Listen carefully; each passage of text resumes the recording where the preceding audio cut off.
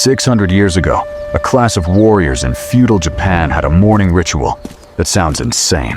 Every day, before eating, before training, before speaking to anyone, they closed their eyes and imagined their own death. In detail, the blade, the wound, the last breath. Then they opened their eyes and went on with their day. Here's what should terrify you. The ones who skipped that ritual were the ones who died first. That's not a metaphor. That was Bushido, the code that shaped samurai discipline for centuries. And the logic behind it wasn't mysticism. It was neuroscience they didn't have a name for yet. Your brain has a threat detection system built for one job: keep you alive by making you hesitate. It doesn't know the difference between a saber-toothed tiger and a hard conversation you're avoiding. Same alarm, same flood of chemicals, same freeze. The samurai weren't fearless because they suppressed that alarm. They were fearless because they'd already sat with the worst version of the outcome until it stopped having power over them. There's a two-part discipline hiding inside that ritual.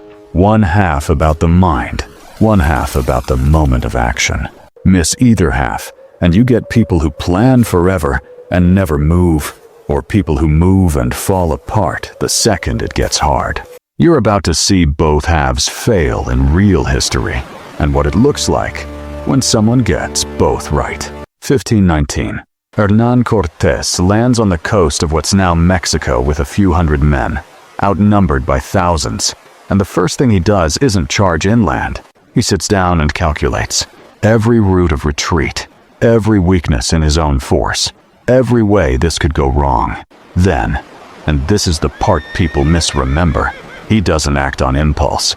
He orders his own ships burned, not because he skipped the planning, because he'd already finished it. He knew exactly what retreat would cost, which is the only way to knowingly remove it as an option. That's the part fear-driven brains get backwards. They think preparation is supposed to make you feel safe. It isn't. Preparation is supposed to make you accurate. Knowing every way you could lose isn't the enemy of courage. It's the raw material for it. A calculated risk and a reckless guess can look identical from the outside. The only difference is what happened in the hours before, alone, doing the math nobody saw. But calculation alone has a body count of its own, because knowing the risk and actually walking into it are two different muscles. And history is full of men who mastered the first and never built the second. Ancient Sparta didn't send boys to war with a pep talk. Mothers, handing sons their shields, were making a statement with exactly two acceptable endings: come back carrying it or come back on it. There was no third option written into the sentence. That's not motivation. That's the deliberate deletion of an exit. Compare that to how most people commit to anything today. I'll try. Let's see how it goes. I'm keeping my options open. Every one of those phrases is a pre-installed excuse, purchased in advance, before the hard part has even started. Self-commitment isn't a mood. It's an engineering decision. You're removing a possible outcome from the equation before you need the willpower to resist it. The samurai who imagined his death wasn't being morbid. He was prepaying an emotional cost, so it couldn't be charged to him later, mid-fight, when he could least afford it. That's loss aversion working for you instead of against you. Your brain fears loss more than it desires gain.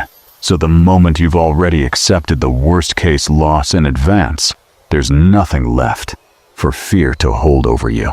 Calculation without commitment is Cortés doing the math and never burning the ships. Commitment without calculation is charging in blind and calling it brave. But calculation plus commitment, sitting with the worst outcome until it loses its grip, then removing your own exits on purpose, that's not a personality trait. That's a procedure. Anyone can run it.